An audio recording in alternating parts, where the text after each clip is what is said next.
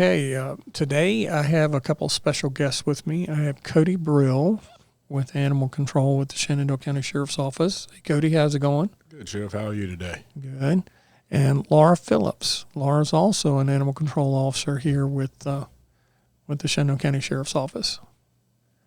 How are you doing today? I'm doing good, Sheriff. Good. Hey, so the purpose of us talking a little bit today is it's going to get cold next week. It's been cold. And we wanted to just talk a little bit about tips for people and a little bit about taking care of their pets in cold weather.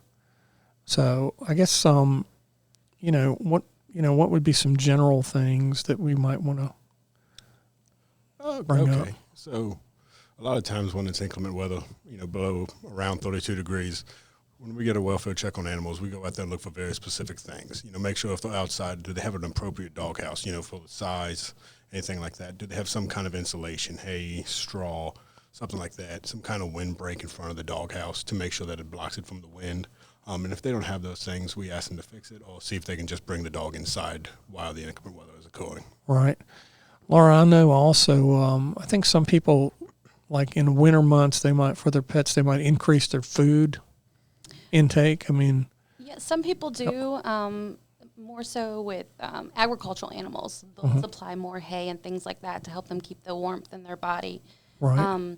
With dogs and cats, they may do that if it's appropriate for their animal. Right. But more so, we see that with agricultural animals of them, supplying more hay when necessary.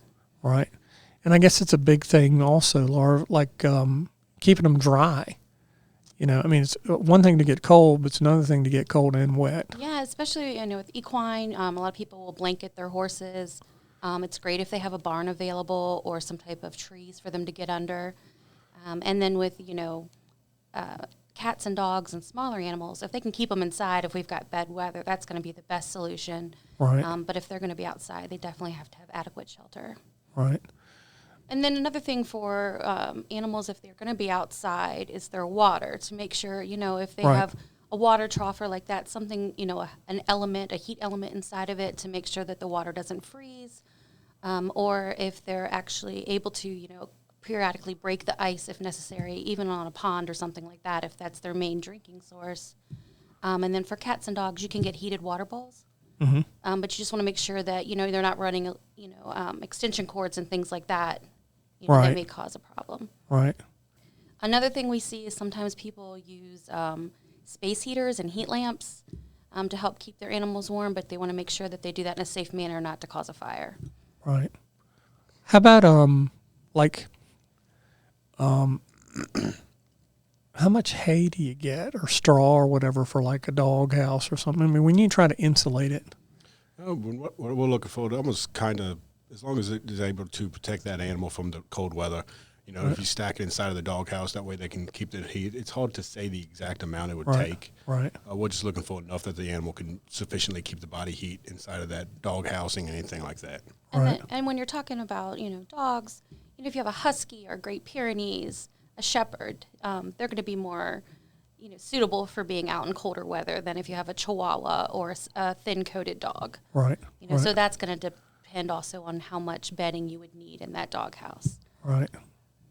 Yeah, I know when we bring ours in, we got to bring the cat and the dogs, and they don't get along. You got to everybody gets their own little bedroom.